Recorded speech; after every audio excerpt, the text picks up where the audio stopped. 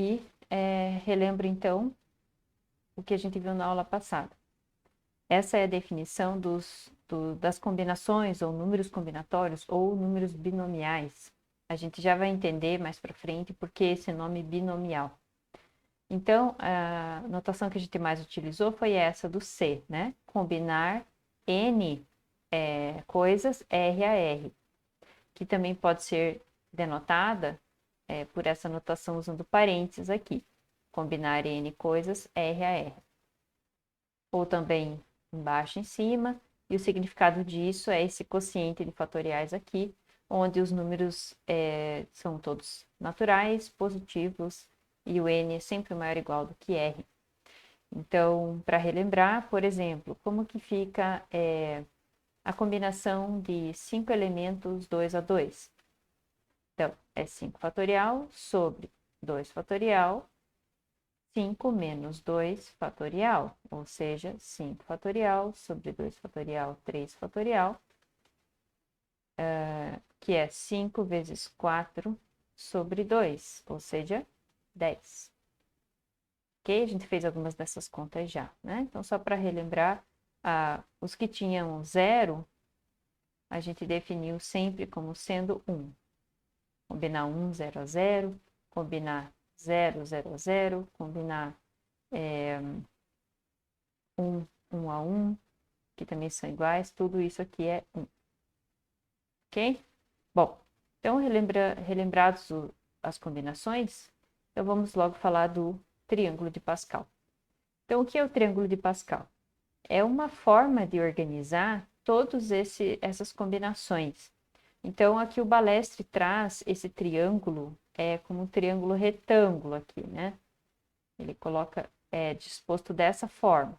Já a coleção do IESE traz um triângulo como se fosse um triângulo equilátero, ok?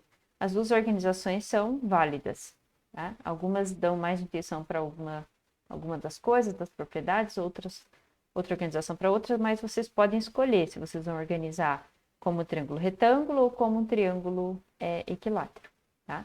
Mas qual que é a ideia, então? Na primeira linha vem a combinação 0 a 0. Na segunda linha vem a combinação 1, 0 a 0 e 1, 1 a 1. Na terceira linha é a combinação 2, 0 a 0, 2, 1 a 1, 2, 2 a 2. Então, vocês estão vendo que estão sendo feitas em cada linha, todas as combinações possíveis com o número de cima fixado, tá? Tanto nessa disposição ali quanto nessa aqui, né? Então, aqui também temos, por exemplo, aqui a linha que tem a combinação do 3. Então, essa primeira linha, a gente pode identificar ela como a linha 0. A segunda, a linha 1. Linha 2, linha 3, linha 4. E assim por diante. Aqui no IESE até ele traz, né, essa linha K.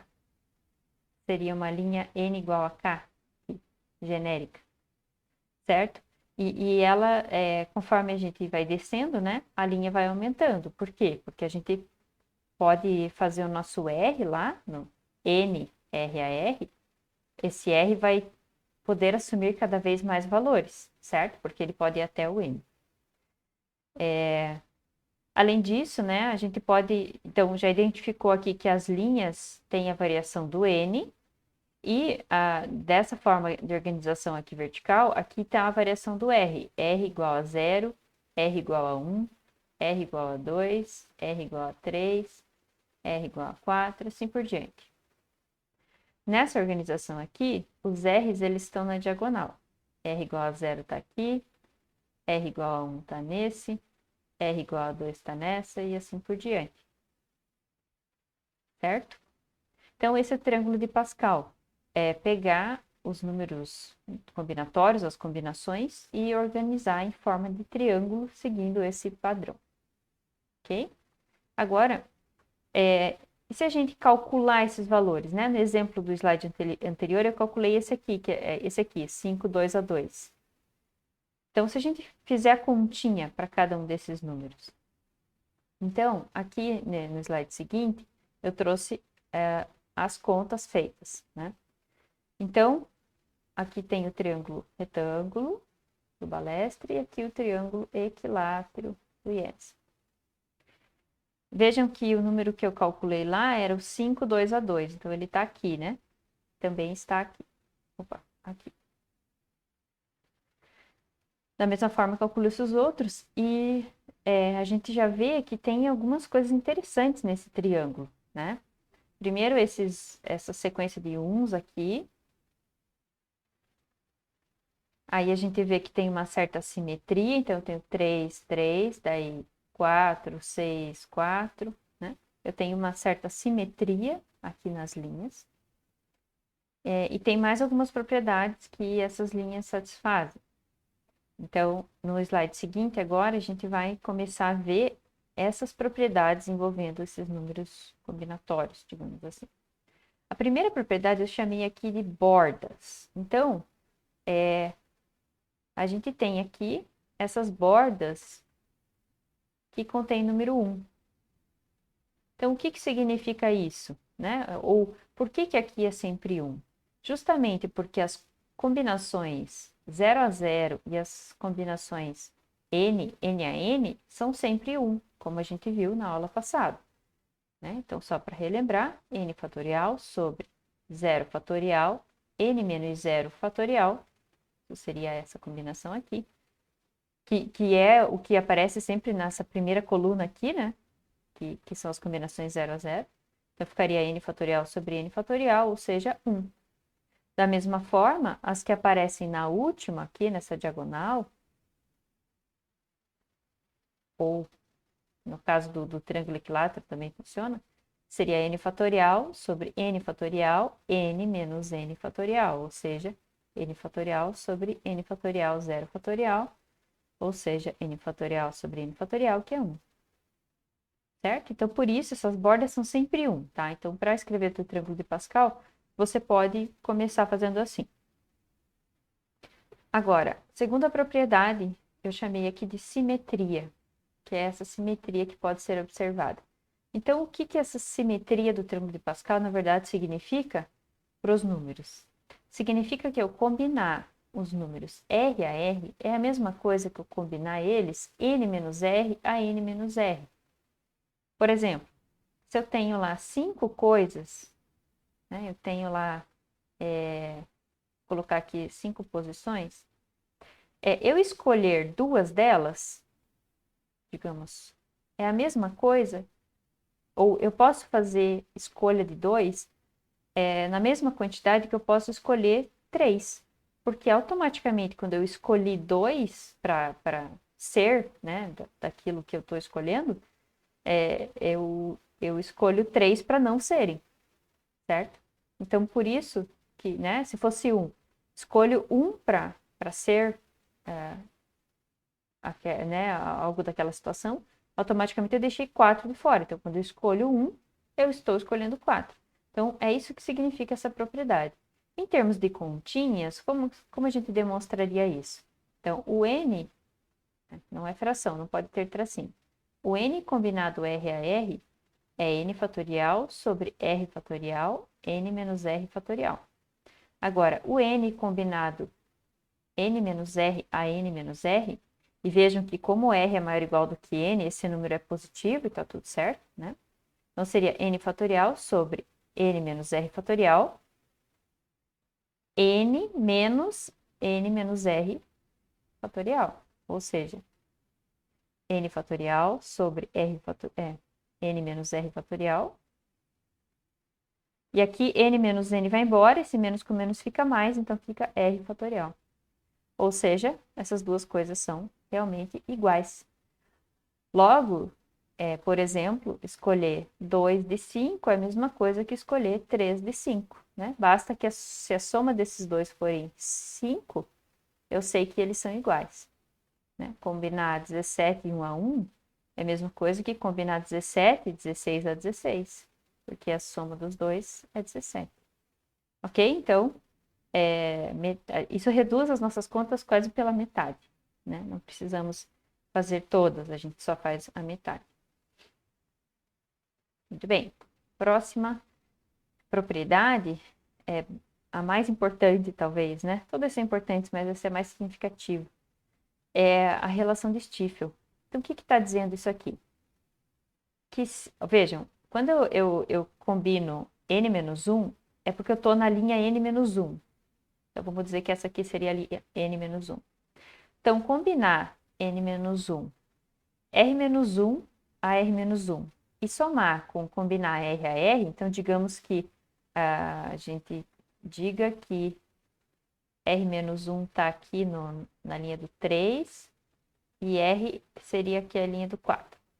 Então, quer dizer que se eu somar esse cara com esse cara, eu obtenho a próxima linha na mesma linha do R aqui. Então, eu obtenho esse 20 aqui. Certo? Isso vale sempre, né? A partir aqui dessa linha aqui, se eu somar 1 com 1, dá 2. Se eu somar 1 com 3, dá 4. 1 com 5, dá 6. Se eu somar 10 com 5, dá 15. Então, sempre vale essa propriedade. Se eu somar dois números da linha anterior, vai dar logo abaixo da próxima linha. Ou, deixa eu voltar aqui, no caso, né, da organização em triângulo equilátero, também vai funcionar. Aí a gente pensa assim, por exemplo, o 3 mais o 3 dá o 6. O 4 mais o 6 dá o 10. Então, essa propriedade, ela faz com que a gente tenha um atalho para obter esses números combinatórios. A gente não precisa ficar fazendo aquelas contas com fatorial, né? Só a gente lembrar que começa com 1, depois 1, 1, e aí as bordas é sempre 1, 1 mais 1, 2. Borda 1, 2 mais 1, 3, 2 mais 1, 3. Borda 1, 1 mais 3, 4, 3 mais 3, 6, 3 mais 1, 4. E assim a gente vai construindo. E isso se torna um mapa das combinações. Então, por exemplo, eu quero saber quanto é combinar 3, 2 a 2. Bom, então linha 0, 1, 2, 3. Combinar 0 a 0, 1 a 1, 2 a 2. Então, combinar 3, 2 a 2 está aqui. Combinar 4, 2 a 2 está aqui. E assim por diante. Então, você pode construir o triângulo como você quiser e aí só buscar no seu índice aqui qual a combinação que você precisa. Certo? Então, isso é uma coisa importante. Bom, vamos demonstrar essa relação? Então, vamos começar desse lado, que tem mais coisas, e vamos tentar chegar desse lado aqui. Então, vamos lá. Combinar n-1, r-1 a r-1 é n-1 fatorial sobre r-1 fatorial. Agora eu vou fazer n-1 menos r-1. Vai ficar n menos r e o menos 1 corta com mais 1. Então, ficou aqui n menos r fatorial.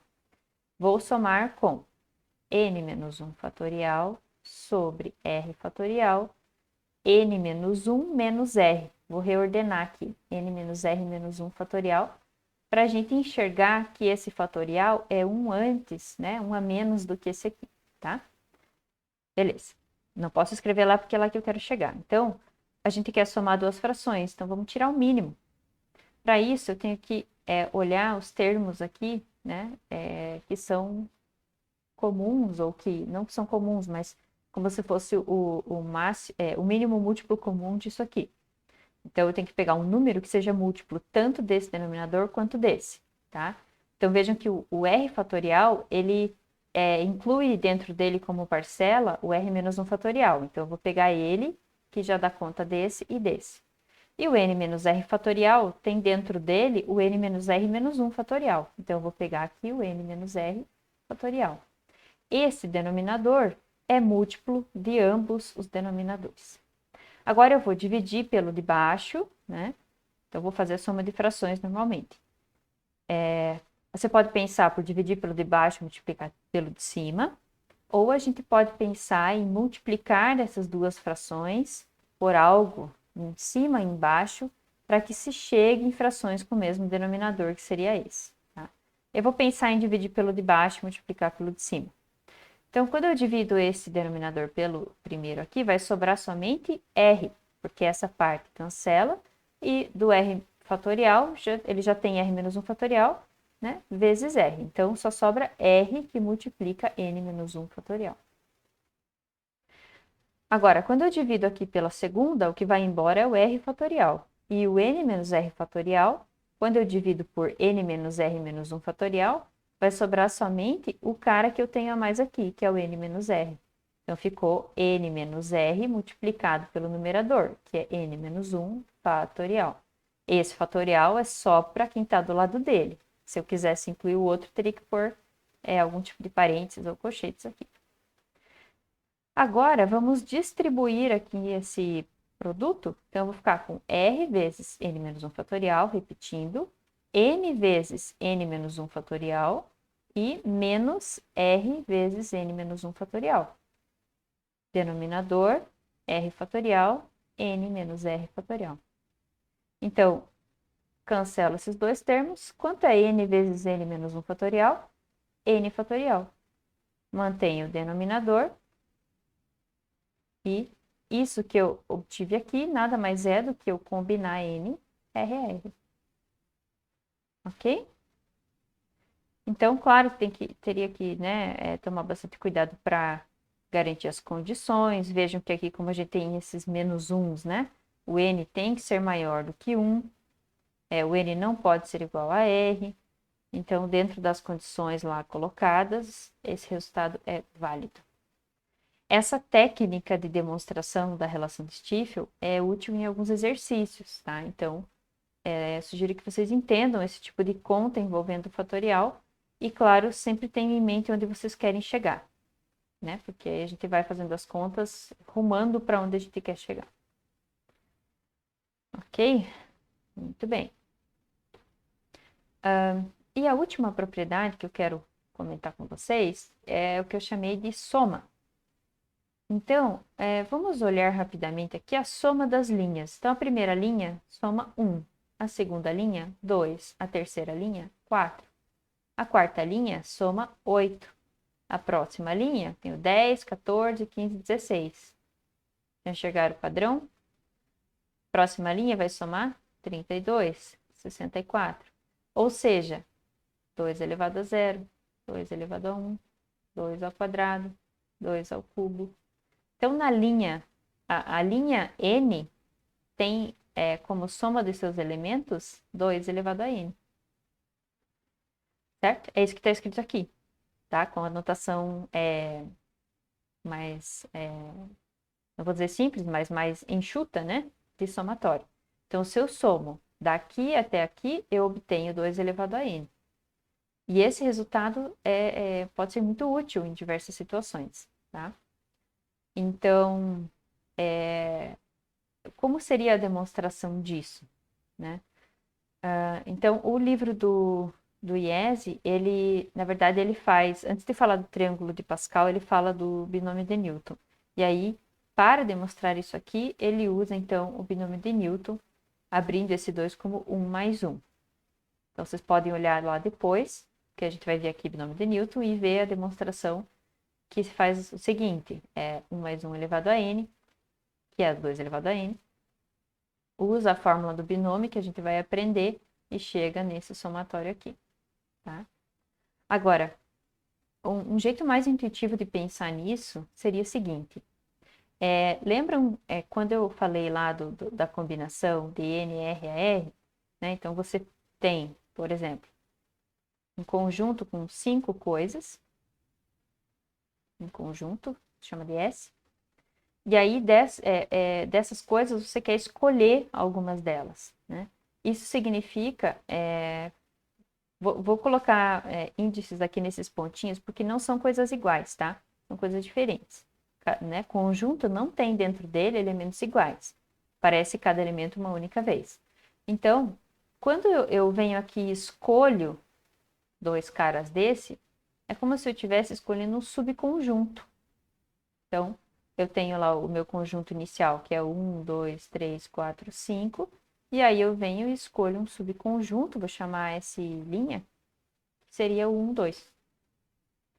Então, eu escolher dentre todos alguns significa eu escolher subconjuntos.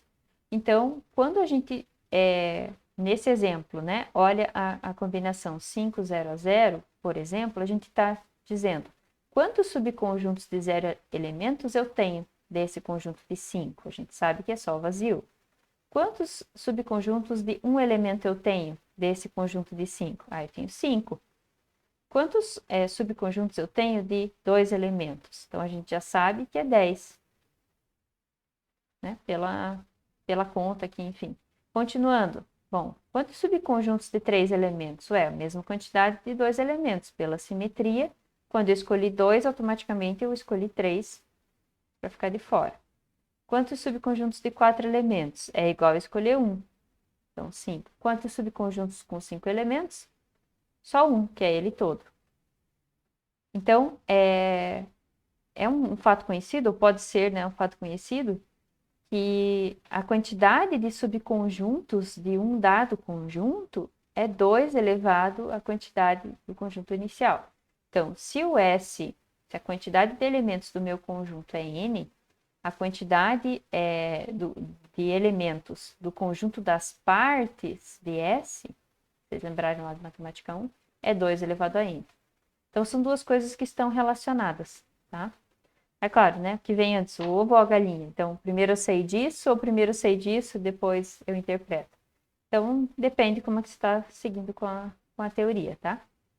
Mas um jeito de pensar nisso, ou de gravar isso, pode ser essa ideia de subconjuntos, de quantidade de subconjuntos, tá bom? Então, aqui o resumo, né? Coloco aqui um slide com as 4 propriedades que nós comentamos. Aqui elas estão com a notação do C, tá? Do Czinho, não daquele parênteses.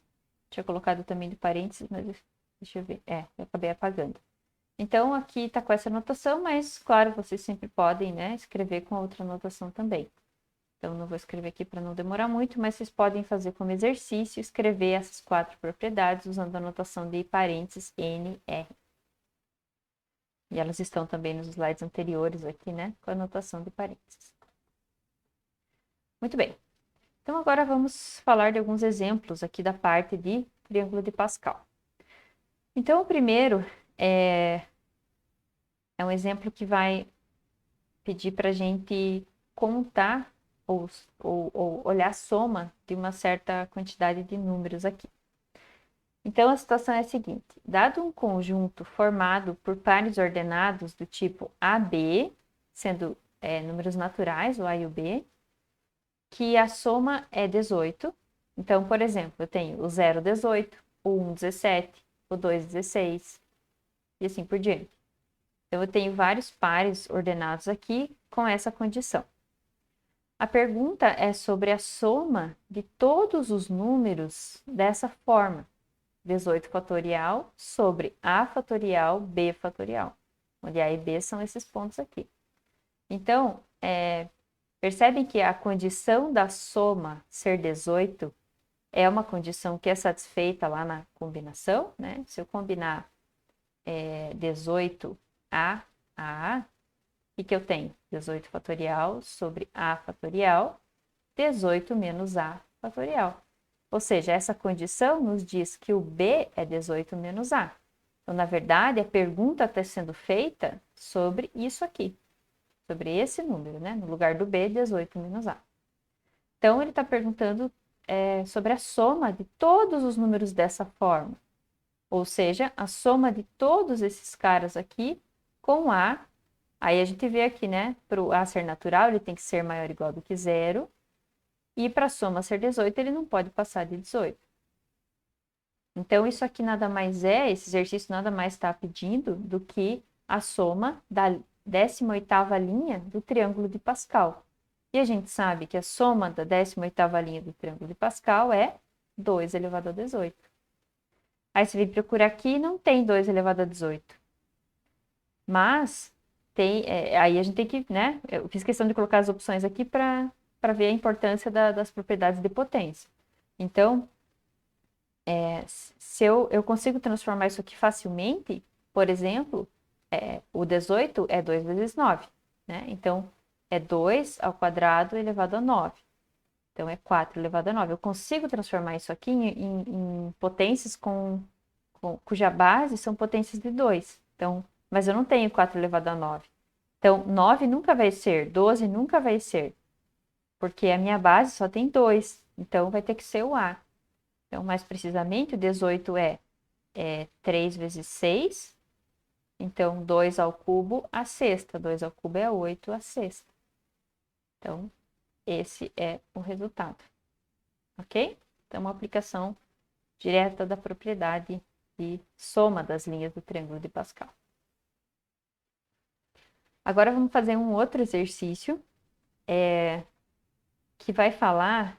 Esse aqui vai puxar um pouquinho lá da ideia da relação de Stiefel, tá? Então, o exercício está pedindo para a gente calcular essa diferença.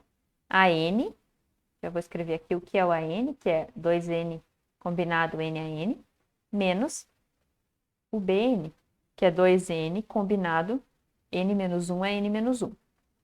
Então, é para resolver isso aqui em função do AN. Então, a nossa resposta vai ser alguma coisa envolvendo a AN, onde o AN é isso aqui.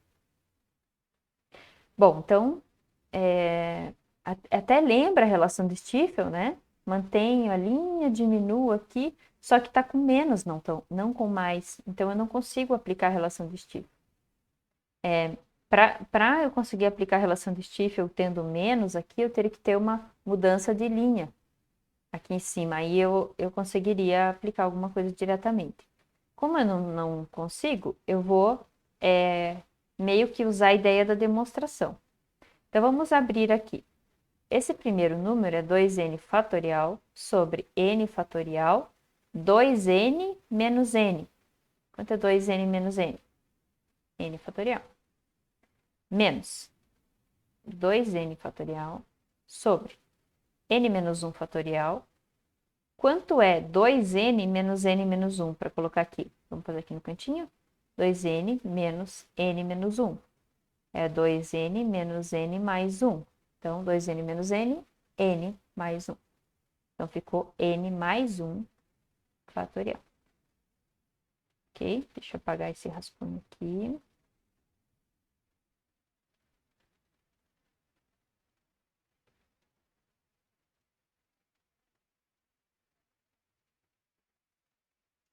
Continuar a nossa conta. Então, da mesma forma que eu fiz lá na relação de Stiefel, eu vou fazer aqui um mínimo múltiplo comum.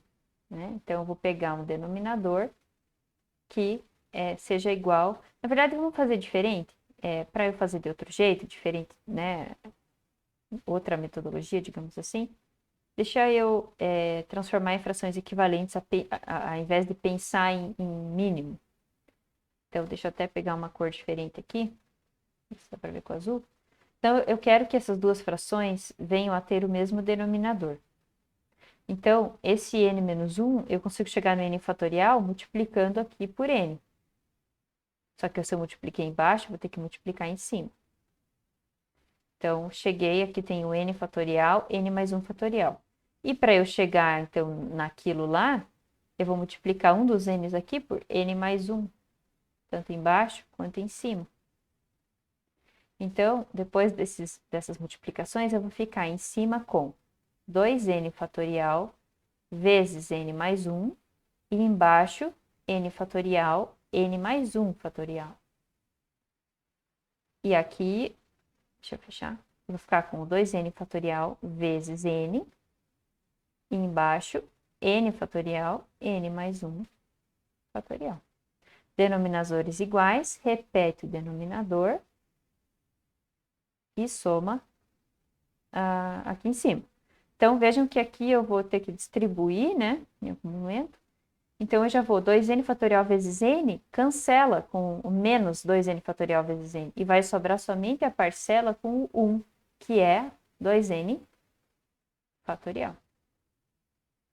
Certo? Então, agora já está bem mais enxuto, né?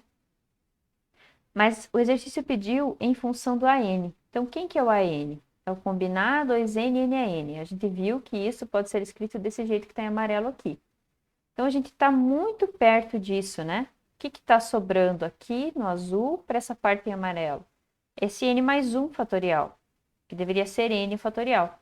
Então, eu posso reescrever assim, mantenho o numerador, embaixo eu vou abrir esse n mais 1 fatorial como n fatorial vezes n mais 1. O que a gente aqui juntou, agora a gente está separando de novo. Então, essa parte inicial é o meu AN, essa parte aqui é o meu AN, certo?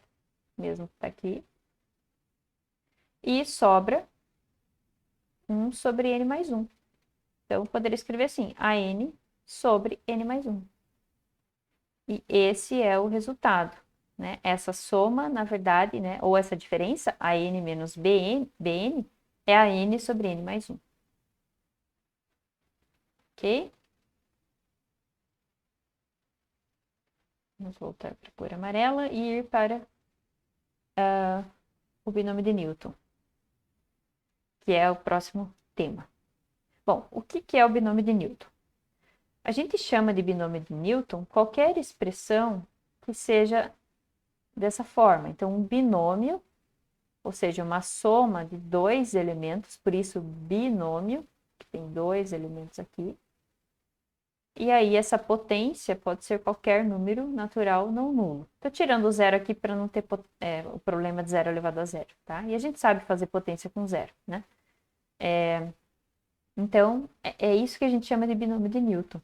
Então, a gente vai obter uma fórmula baseado nos números combinatórios, e aí por isso que o nome dos números é números binomiais, porque são os números que vão aparecer no binômio de Newton, tá? A gente já vai ver como. Essa base pode ser aqui qualquer número real, né? Bom, então a gente já sabe fazer para a potência 1, expoente 1. A gente sabe que a coisa elevada a 1 é ela mesma, né?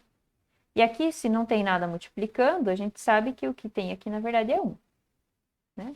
Quero enfatizar o que está os coeficientes aqui. Quando n igual a 2, então a gente também já viu e usa várias vezes o produto notável, né? Então, o quadrado da soma é quadrado do primeiro mais 2 vezes o primeiro pelo segundo, mais quadrado do segundo. Que é a mesma coisa que você fazer isso vezes isso, aplicar distributivo. Então, vejam que o coeficiente aqui que não aparece é 1, aqui o coeficiente é 2, e aqui é 1. O coeficiente é um número que aparece em frente às incógnitas, tá? As variáveis. E aí o n ao cubo aqui, né? N igual a 3, então eu já vou detalhar um pouquinho, mas a gente vai ver que o resultado vai dar esse aqui. Então, eu tenho coeficiente 1 aqui que não aparece, coeficiente 3, coeficiente 3, coeficiente 1. Então, vendo que tem uma lógica de organização aqui, né? De ir diminuindo as potências do x e aumentando as potências do y, em todos eles. E vocês estão vendo aqui o triângulo de Pascal, 1, né? Nas bordas, daí começa a aparecer os números aqui no meio. Então, se a gente pensar ainda no x mais y elevado a zero, é claro que aqui a gente considera a base não nula, né? Isso aqui vai dar 1. Então, ó, o triângulo de Pascal aqui, meio tortinho, mas aqui estão as diagonais. Ok? Então, vejam a relação do binômio de Newton de eu fazer essas potências com os números combinatórios organizados do jeito que estão no triângulo de Pascal. Para a gente entender melhor como aparecem essas coisas, vamos fazer a continha para o caso cúbico. Tá? Então, elevar ao cubo nada mais é do que pegar a base e multiplicar 3 vezes, certo? Então, como que a gente faz essa conta? A gente tem que fazer distributivo. Então, a gente pega aqui o nosso primeiro fator, que está representado aqui nesse gráfico, né? Aqui, primeiro fator. E aí, a gente pega, por exemplo, o x, escolhe por qual a gente vai começar. Digamos que comecei pelo x, isso está representado aqui. Comecei pelo x. Aí, eu vou multiplicar esse x e tenho que escolher um dos dois aqui para multiplicar. Então, digamos que eu escolhi o x de novo.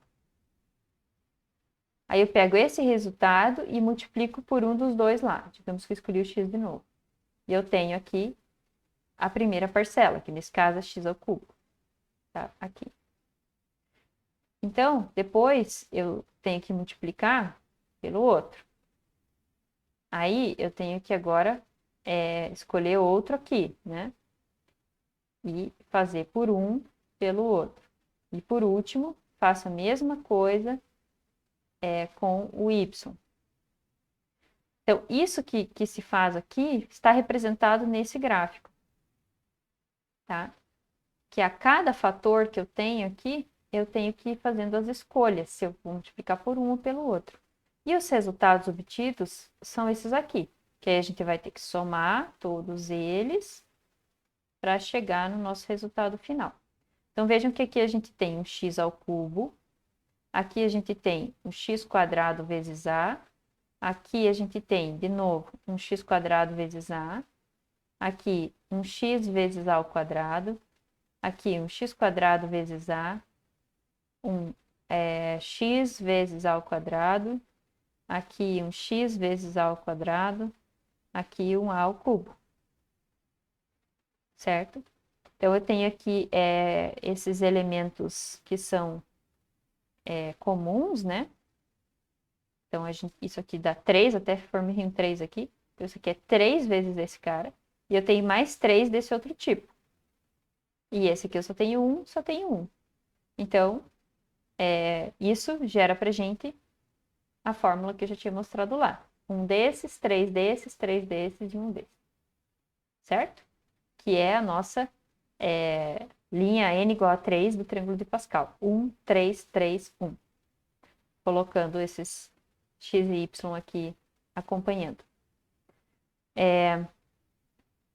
Então, vejam que as potências sempre somam 3. Aqui é como se eu tivesse um y elevado a zero do lado, né? Que é 1, então por isso não aparece. Mas 3 mais 0 é 3. Aqui eu tenho expoente 1, expoente 1. Aqui um x elevado a zero. Então, são todas as possibilidades de combinações que somam 3. De números naturais que somam 3. Por que aparece isso, né? É coincidência que apareceu os números combinatórios, né? Aqui tá 1, tá 1. Então, aqui tá combinar 3, 0 a 0. Aqui tá combinar 3, 1 a 1. Combinar 3, 2 a 2. Combinar 3, 3 a 3. Então, isso não é coincidência. Eu coloquei aqui uma relação que está no livro do Balestre, que é bem interessante, que os números combinatórios, eles também podem ser pensados como permutações com repetição. Eu permuto n elementos, mas eles têm r deles repetidos, certo? Então, por exemplo, a gente sabe, né, que a gente vai ter parcelas do tipo x ao cubo, do tipo x quadrado y, do tipo yx quadrado, do tipo y ao cubo. Então, de quantas formas eu posso escolher os 3x? Ou de quantas formas eu posso permutar x, x, x? Então, isso é uma permutação de 3 elementos, mas os 3 elementos repetidos, ou seja, só pode ficar assim, o mesmo para o y. Agora, de quantas formas eu vou poder ordenar 2x e 1y? Então, eles estão aqui, né? X, X. Aqui tá A no caso, mas aqui tem uma, aqui tem outra, aqui tem outra. Então, seria Y no lugar do A. Então, de 3 formas. Porque eu estou permutando 3 elementos, mas tem 2 deles repetidos. E um, que posso colocar aqui ou não, né? Então, é 3 fatorial sobre 2 fatorial, 1 fatorial, que é o combinar 3, 2 a 2. Que vai dar exatamente 3 formas, né? Aqui tem que... Opa! Aqui não posso pôr igual, vou pôr uma flechinha, porque aqui é uma tripla, aqui é um conjunto, na verdade, que eu tô pensando, né? Não posso pôr conjunto porque tá repetido. Vou deixar assim. Certo? Então, não é por acaso, né? Que acontece. Então, tudo tá relacionado. Ok? Bom, então já havia dado o spoiler, passado para o slide que traz a fórmula geral. Então, se você pensa no N genérico, o binômio de Newton nada mais é do que esse somatório, onde os coeficientes são os números lá do triângulo de Pascal, as combinações, e as potências, uma delas vai crescendo, né? O R vai do 0 até o N, então vai crescendo, e a outra vai diminuindo.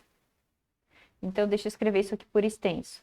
X mais Y elevado a N vai ser N 0 a 0, X elevado a 0, Y elevado a N menos 0, mais N 1 a 1, X elevado a 1, Y elevado a N menos 1. Aqui não tem isso igual. Mais combinar N 2 a 2, X ao quadrado, Y, N menos 2, e assim por diante. Até lá no final, combinar N, N menos 1 a N menos 1, X elevado ao R, então N menos 1, Y elevado a esse menos esse. Então, N menos N menos 1 fica 1. Então, Y elevado a 1. Por último, combinar N, N a N, X elevado ao que está aqui embaixo, e Y elevado à diferença dos dois, que é 0. Então, essa é a fórmula do binômio de Newton, que permite que você eleve a qualquer potência natural um binômio. Ok? Quantos termos eu tenho aqui? Então, eu tenho o termo 0, 1, 2, até o N. Então, na verdade, eu tenho N mais 1 termos. Tá? Numa potência N, eu tenho N mais 1 termos. É fácil de lembrar, né? Que no ao quadrado a gente tem 3 termos. É sempre um a mais. Ok?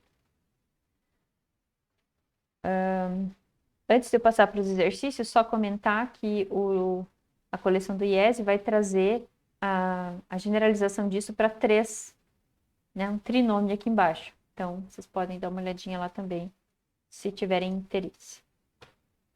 Então, vamos agora para os exemplos. E com isso a gente vai fechar o vídeo de hoje. Então, o primeiro exemplo. Qual é o coeficiente de x elevado a 7 no desenvolvimento de x menos 1 elevado a 11? Bom, então o que é x menos 1 elevado a 11? Então, é um binômio, só prestem atenção no seguinte, tem esse sinal de menos, e a nossa fórmula é com mais. Então, a gente precisa enxergar isso aqui dessa forma. É x mais o menos 1 elevado a 11. Então, o nosso x é x e o nosso y é menos 1. O nosso n é 11. Tá? Então, vou escrever aqui que é o somatório com o r saindo do 0 indo até o n, que é 11. N combinado R a R, o N é 11, o R varia, então mantenho o R aqui, vezes o X, que é o primeiro, elevado a R, vezes o Y, que é o segundo, que é menos 1, elevado a N menos R, ou seja, 11 menos R. Tá? Então, aqui eu tenho a fórmula. Se você preferir fazer por extenso, à vontade, você vai ter que, né, escrever bastante tempos. Muito bem. Então, a pergunta é sobre x elevado a 7. Bom, quando que eu vou ter o x elevado a 7? Quando o r for 7. Então, na verdade, eu quero olhar para o termo r igual a 7. Então, eu venho aqui nessa soma e olho somente para o termo onde o r é 7, que é combinar 11, 7 a 7, vezes x elevado a 7, vezes menos 1 elevado a 11 menos 7. Então, o que é combinar 11, 7 a 7? Como eu não desenho o triângulo de Pascal aqui, então eu vou fazer essa conta na calculadora. 11 combinado 7 a 7. Deu 330. Então, esse número é 330. Vocês podem, de repente, para treinar, fazer um triângulo de Pascal até a 11ª linha e chegar nesse número. Esse número aqui, menos 1 elevado a 4, né? 11 menos 7 é 4. Então, menos 1 elevado a par é 1. Então, não vai aparecer nada. E, finalmente, x elevado a 7. Então, a resposta do nosso exercício é 330. Esse é o coeficiente do x elevado a 7 no desenvolvimento do binômio. Ok? Muito bem. Vamos para o próximo. Agora, a gente traz um binômio onde você tem x nas duas parcelas, uma no numerador, outra no denominador. Esse tipo de exercício é bem comum em vestibulares, tá? Então, vamos ver o que está pedindo. No desenvolvimento desse binômio, calcule o termo independente de x. O que é independente de x? É o termo independente, é o termo que vai ser só um número, não vai ter x nele, né? Então, vamos com calma escrever primeiro essa a fórmula para essa situação. Então, é o somatório do R indo do 0 até o N. O N é 6, que é a potência. Eu combino 6, R a R, eu multiplico o primeiro cara elevado a R, e o segundo é mais, então, o segundo é o segundo mesmo, que é o 2x ao quadrado, eu elevo a N menos R. Ok? Vamos dar uma ajeitada aqui, porque agora o x desse vai se misturar com o x desse, né? Então, antes da gente olhar para qual vai ser o termo independente, vamos dar uma ajeitada aqui. Então, isso nada mais é do que... Aqui eu continuo com esse coeficiente. Então, eu vou ter aqui no numerador, vai dar 1. Então, vai ficar só essa parte aqui, né? Então, vai ficar assim. 2 elevado a 6 menos r, vezes x elevado a 2 vezes 6, 12. 2 vezes menos r, menos 2r. Esse é o numerador da nossa fraçãozinha que está aqui. Sobre, embaixo, só tenho x elevado a r. Então, esses dois aqui, né, eu posso aplicar a regra da potência e ficar com o seguinte. Somatório de r igual a 0 até 6, de 6 r a r, 2, 6 menos r, vezes x elevado a quanto? Então, 12 menos 2r menos r, ou seja, 12 menos 3r. E esse é o nosso polinômio, que vai ter 7 elementos. Ok, agora a gente quer achar o termo independente. O que é o termo independente? Como eu falei, não tem x, ou seja, a potência aqui do x tem que ser zero. Para isso ser zero, ou seja, para 12 menos 3r ser zero, isolando o r, ele tem que ser 4. Então, a parcela que a gente quer é a parcela correspondente ao r igual a 4. E ele quer saber qual é esse termo. Então, a gente vem aqui nessa composição completa e agora a gente vai olhar somente para a parcela r igual a 4, que é combinar 6, 4 a 4, não tem isso aqui, combinar 6, 4 a 4, vezes 2 elevado a 6 menos 4, vezes x elevado a 0. Né? Se eu colocar R4 aqui, fica 0. Então, o que é combinar 6, 4 a 4? Vamos voltar aqui, que a gente tinha lá um triângulo de Pascal com a sexta linha. Então, 6, 4 a 4, tá aqui. Sexta linha, 0, 1, 2, 3, 4. Então, é 15.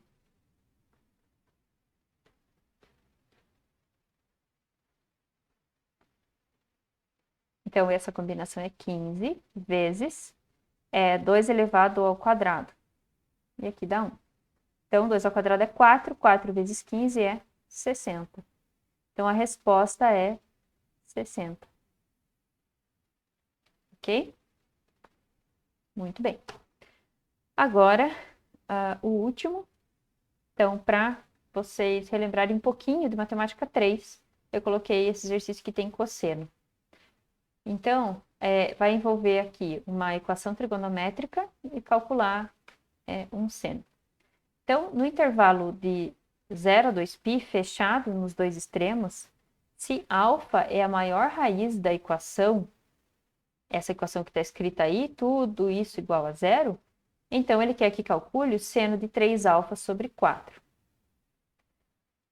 Então, antes de achar o alfa, né, ou para achar o alfa, a gente tem que entender essa equação e achar as raízes dela. Então, a gente já vê aqui que tem cara de binômio de Newton, né? Porque os números vão aumentando. Esse último aqui está 1, mas isso eu posso escrever como 4 a 4, e a potência do cosseno vai diminuindo. Então, esse 1 é cosseno elevado a zero, né? Então, esse termo 1, ele é, sim, um elemento de um binômio de Newton aqui também. Já estou vendo meu n aqui, que é 4. Então, vai ser alguma coisa elevado a 4, que vai ser igual a zero. Eu tenho um sinal que é mais, menos, mais, menos. Isso acontece quando você tem um menos aqui no meio, né? Quando o teu segundo elemento é uma coisa negativa. E como não aparece nenhuma coisa aqui aumentando a potência, quer dizer que isso é 1. Senão apareceria, né? Um número mudando aqui. Então, esse segundo elemento é o menos 1. E o primeiro é o cosseno de x. Então, vamos ver. Primeiro, cosseno à quarta, esse número é 0. Depois, cosseno ao cubo, esse aqui é 1. E vai colocando aqui os coeficientes. Tá? Então, essa equação é isso, na verdade. Um número à quarta sendo 0 é porque o próprio número que está lá dentro é 0. Ou seja, o cosseno de x é 1. Quando que o cosseno de x é 1? Se esse é o eixo do cosseno, é aqui. O que é aqui? É 0 e é 2π. Estão vendo que os dois estão inclusos? E ele pediu a maior raiz. Então, daqui a gente tira que o x pode ser 0 ou 2π. Como ele quer a maior, é o 2π. Aí basta vir aqui e calcular o seno. E 3 vezes 2π sobre 4, ou seja, seno de 6π sobre 4, simplificando, é seno de 3π sobre 2. E o 3π sobre 2 é esse ângulo aqui. Seno aqui embaixo é menos 1. Então, essa é a solução do exercício. Ok? Interessante que reúne dois conteúdos, né? A princípio sem relação.